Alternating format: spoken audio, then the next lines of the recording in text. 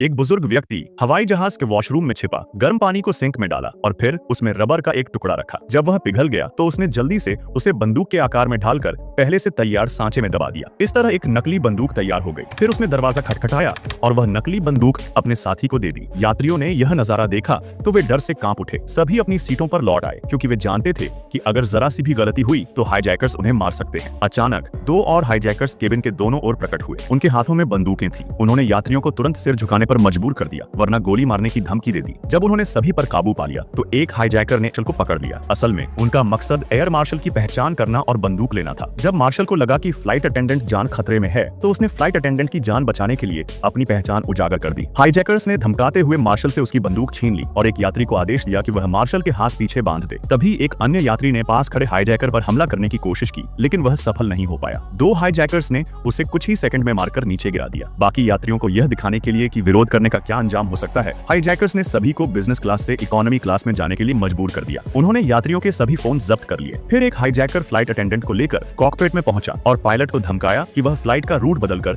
दूरस्थ कुरु एयरपोर्ट पर उतरे। हाईजैकर्स की मांग थी कि खतरनाक अपराधी अडनिल को तुरंत रिहा किया जाए, वरना वे सभी यात्रियों को मार डालेंगे। यात्रियों की जान खतरे में देखकर पायलट को मजबूरी में फ्लाइट का रुख मोड़ना पड़ा। लेकिन कहानी में एक और मोड़ आया। इस फ्लाइट में चोरों का एक गिरोह भी मौजूद था और फ्लाइट अटेंडेंट उनमें से एक थी। इन चोरों का निशाना था गृह मंत्री द्वारा काले धन को सफेद करने के लिए इस्तेमाल किए जा रहे हीरे। मंत्री के सहायक जैक ने मंत्री के सचिव से संपर्क किया क्योंकि केवल सचिव को ही उस बॉक्स का कोड पता था जिसमें हीरे रखे थे। जैसे ही फ्लाइट अटेंडेंट नीना ने हीरे लाने वाले शख्स को पहचाना, जो फ्लाइट में न कुछ खा रहा था और न पी रहा था, उनका चोरी का प्लान अमल में आने ही वाला था। लेकिन तभी आतंकवादियों का यह हमला हुआ और उनकी योजना पूरी तरह से बर्बाद हो गई।